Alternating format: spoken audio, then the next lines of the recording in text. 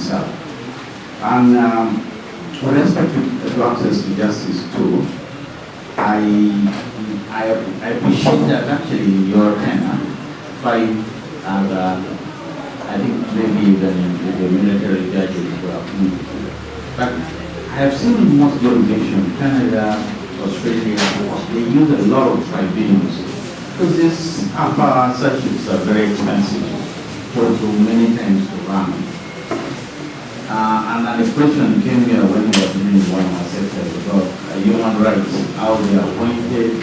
Actually asked the minister yesterday whether it is time for the Judicial Service Commission to a similar process where they have vetted the president, we've left with a little task force, a limited number that has been given. Do you think it's time, especially like the Human Rights Commission, and even extend your work to other tribunals, so that in other jurisdictions I've seen traffic issues you go to, these are ordinary members, rental tribunals, could be immigration. We need to bring in more tribunals, but what is the plan for that? I can in summary say the support that the committee has rendered us will not be disappointed.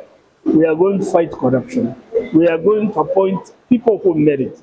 But in doing that, we are going to ensure that everybody across all segments of our population shall have an opportunity to be appointed into the judicial service, because in any case, that's a constitutional demand. It's an imperative. Thank you.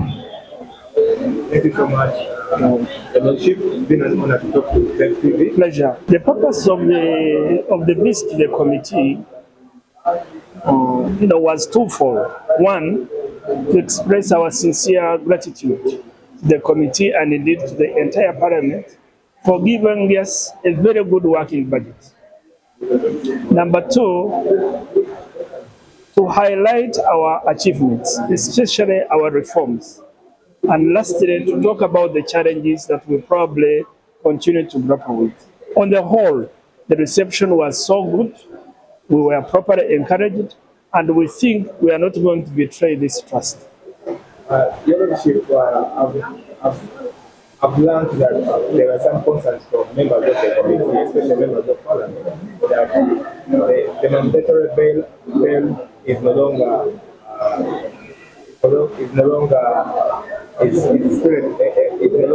implemented, and also they talked about corruption among judicial officers. How is the judiciary going to handle or to tackle that challenge? Let me start with corruption, really. We don't tolerate corruption. And that's why we have increased our zeal, our determination, by allocating sufficient resources and time to ensure that errant judicial officers are properly investigated, and those found culpable are appropriately punished. I do not want to go into the details for now. The details of our responses to that question or those questions will be in our full written response. Dr. Sindiza, during the recent State of Nation address, the executive publicly demanded the denial of bail to certain suspects as a body mandated to protect judicial independence. What concrete steps have you taken as Judicial Service Commission to shield the judicial officers? Secondly, have you succumbed to those demands by executive? We are seeing a kind of a trend as if the judiciary is doing away with mandatory bail. It has happened in the case of Dr. Chiza Besije. It has happened in the case before Chief Magistrate's Court at Kanyanya Kawempe, Mufumbiro, and others.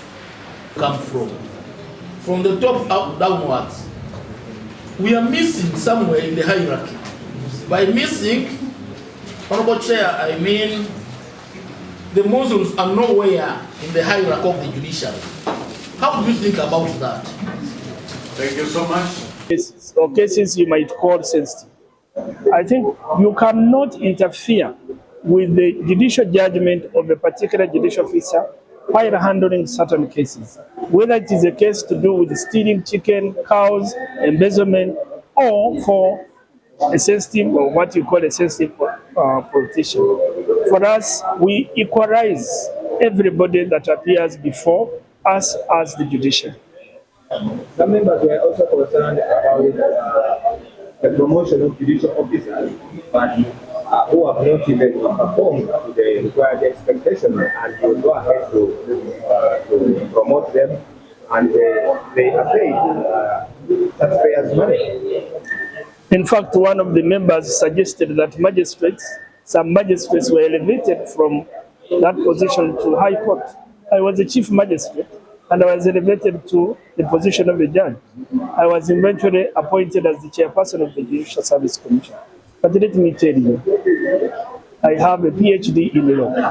I have a master's in law. I have a degree in law.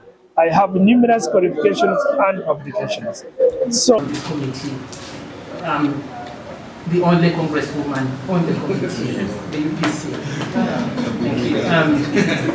I appreciate your submission. I'm learning a lot about the GSC and in the broader scheme of things.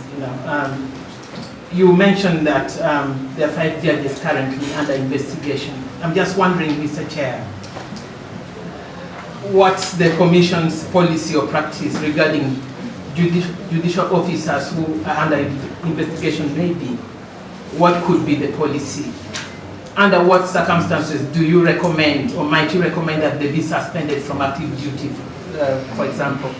And then, of course, I was also worried about what Honorable Cohen already put across. Do you consider the GSC fully constituted without the 2 representatives